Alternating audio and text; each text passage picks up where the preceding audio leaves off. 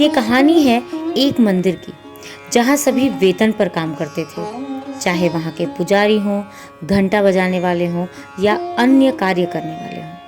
उस मंदिर में जो व्यक्ति घंटा बजाता था, वो आरती के समय इतने भाव से घंटा बजाता कि सभी भाव विभोर हो जाते और सभी बड़े आनंद के साथ भक्ति में लीन हो जाते। एक बार वहाँ का ट्रस्टी बदल गया। नया ट्रस्टी आया और उसने नियम लागू किया कि जो पढ़ा लिखा होगा केवल वही मंदिर में कार्य करेगा। इस नियम के अनुसार वो घंटा बजाने वाला जो व्यक्ति था, उसे नौकरी छोड़नी पड़ी क्योंकि वो अनपढ़ था।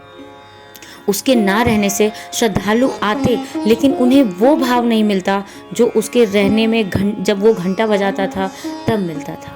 एक दिन कुछ श्रद्धालु उसका पता करते करते उसके घर पहुंच गए और उससे कहा कि भाई तुम मंदिर चलकर घंटा बजाया करो, हमें तभी अच्छा लगेगा। उसने कहा अगर मैं मंदिर में जाऊंगा तो ट्रस्टी को लगेगा कि मैं वेतन के लिए आया हूँ, नौकरी के लिए आया हूँ। उन्होंने कहा ठीक है, हम कुछ उपाय ढूंढते हैं। उन लोगों ने क्या किया कि उसके लिए एक छोटी सी अगरबत्ती की दुकान खुलवा दी और कहा कि अब तुम्हारी दुकान रहेगी तो तुम आकर घंटा भी बजा दिया करना। उसे यह बात बहुत अच्छी लगी। वह रोज जाता, अपनी दुकान भी चलाता और जाकर घंटा भी बहुत भाव से बजाता। प्रतिदिन ऐसा ही चलता रहा। उसकी दुकानें भी बढ़ती रहीं। 2, 4, 6, 7 अनेक दुकानें हो गई उसके पास और एक दिन उसने अगरबत्ती बनाने वाली फैक्ट्री खोल ली। एक दिन फिर ऐसा आया कि उस मंदिर का ट्रस्टी बदल गया। उस मंदिर का नया ट्रस्टी जब आया तो उसे ऐसा लगा कि इस मंदिर में कुछ काम करवाने की ज़रूरत है और इसकी सहायता के लिए वो फैक्ट्री के मालिक के पास गया। उसने कहा कि इस मंदिर में कुछ काम करवाना है और उसके लिए 7 लाख रुपए की ज़रूरत है। उस आदमी ने कहा कि ठीक है, ये चेक है, इसमें अमाउंट भर दीजिए। ट्रस्टी ने उसमें अमाउंट लिखा और फिर कहा कि सर साइन कर दीजिए। इस बात पर वो आदमी मुस्कुराया और उसने कहा कि मैं साइन तो नहीं कर सकता, अंगूठा जरूर लगा सकता हूँ। उसे बड़ा आश्चर्य हुआ।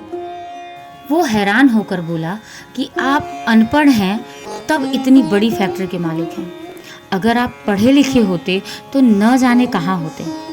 तभी उस फैक्ट्री का मालिक मुस्कुरा कर बोला कि भाई, मैं अगर पढ़ा लिखा होता तो आज उस मंदिर में घंटा बजा रहा होता।